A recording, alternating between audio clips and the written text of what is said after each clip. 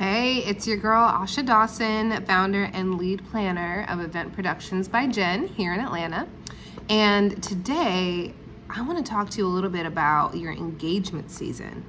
How do you spend your engagement season? I think there's such this tendency to just jump right into wedding planning. Let me tell you, that's a bad idea. The best engagement seasons are thought out and felt deeply. Okay, so what that means is get engaged, enjoy the moment.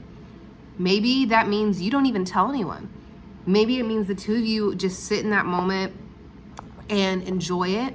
Maybe it means that it's shared amongst a small group of people, a photo shoot, whatever it may be, but savor it. Don't rush into, oh, I've been engaged for a week and let me call all the planners and I gotta get this, that, right? If you are not planning a wedding that is within 6 months of your engagement date, enjoy it. Now, if you are, please disregard everything I'm saying. Get to work.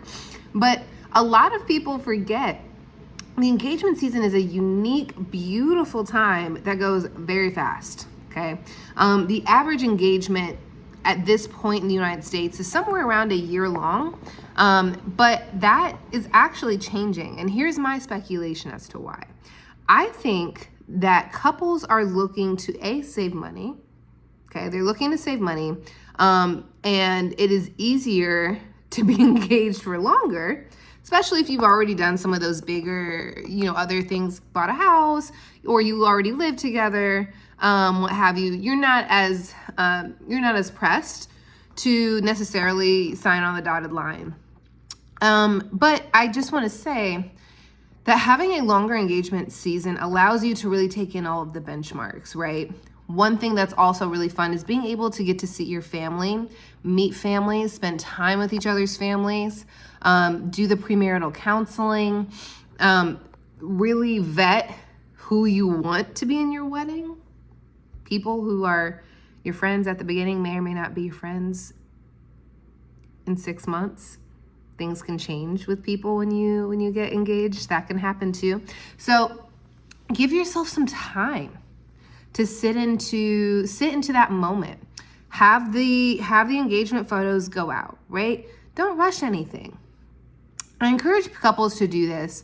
And then think about reaching out to your wedding vendors after a few months, right? Give yourself a few months. I just had a friend who got engaged, and she was ready to go ahead and talk about planning. And I was like, I think that if you take the holiday season to enjoy this with your family, you'll have a much better idea of what you really want later on. That's the other piece too. A lot of us have our Pinterest boards that we've been creating for a long time. I was definitely one of those brides myself. And we have all these ideas, all this inspiration, all these great things. But